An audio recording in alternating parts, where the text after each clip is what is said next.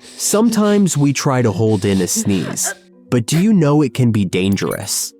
When you block a sneeze, the trapped pressure has nowhere to escape. This can rupture your eardrum, strain your throat, or even burst small blood vessels in your eyes or brain.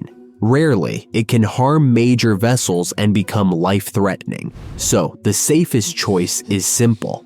Let the sneeze out naturally, but cover your mouth with a tissue or elbow to stay hygienic.